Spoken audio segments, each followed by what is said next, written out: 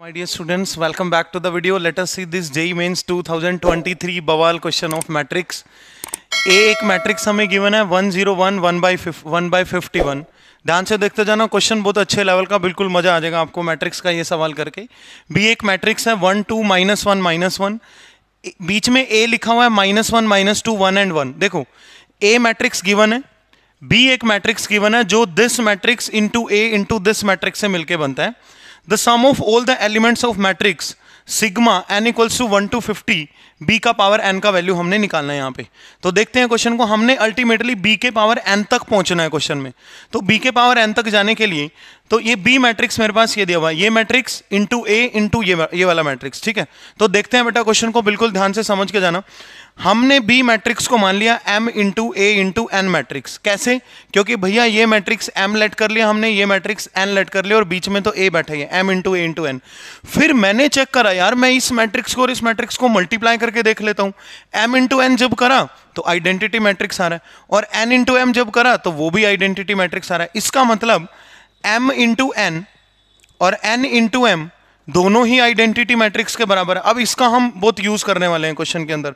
उसके बाद जब b का पावर n हम लोग लिखेंगे तो वो MAN, b को क्या लेट करा है MAN, तो MAN का पावर n हो जाएगा।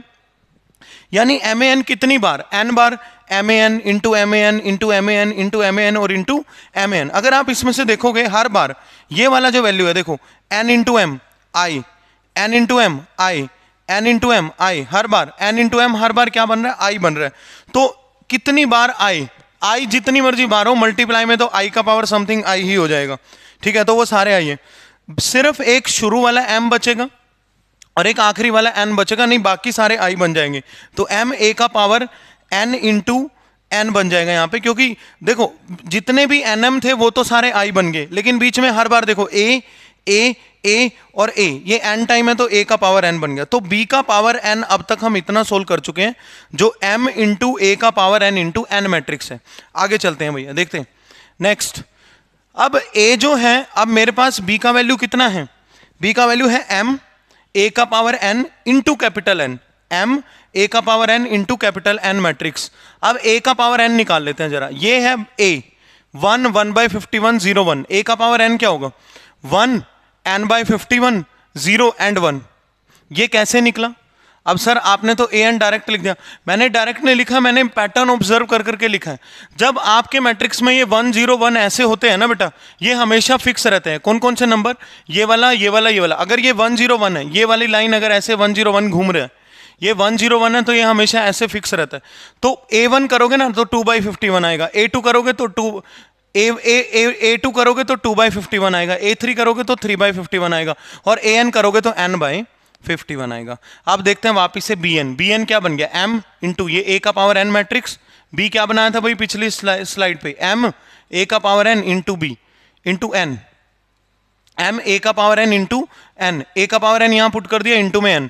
अब यहां से m और n मैट्रिक्स वापिस से रख लो, इन तीनों मैट्रिसेस को मल्टीप्लाई करना पड़ेगा। इन तीनों मैट्रिसेस को मल्टीप्लाई हमने करके रखा हुआ है, तो b का पावर n फाइनली ऐसा दिख रहा है 1 + n/51 n/51 माइनस n/51 और 1 माइनस n/51। एकदम एडवांस पैटर्न का क्वेश्चन दिया हुआ है जेईई मेंस में, ठीक है। तो फाइनली हमारे पास b का पावर n ये बन गया। लेकिन क्या सिर्फ b का पावर n बताना था? नहीं, हमने बताना था इसका sigma n equals to 1 to 50 b का power n, sigma n equals to 1 to 50 b का पावर n हमने बताना था।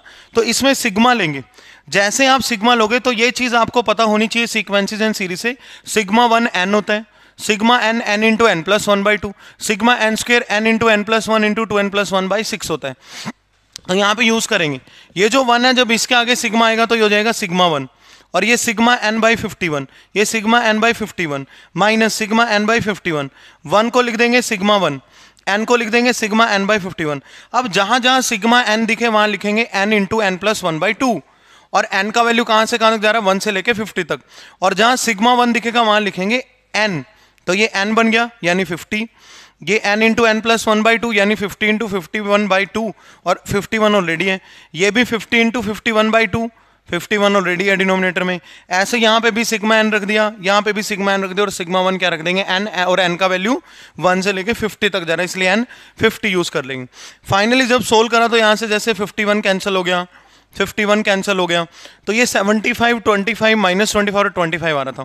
क्वेश्चन में पूछा था sum of all the elements, find the sum of all the element of this matrix n equals to 1 to 50 b का power n, तो सारे एलिमेंट्स का जो सम है वो आ गया 100। Thank you so much.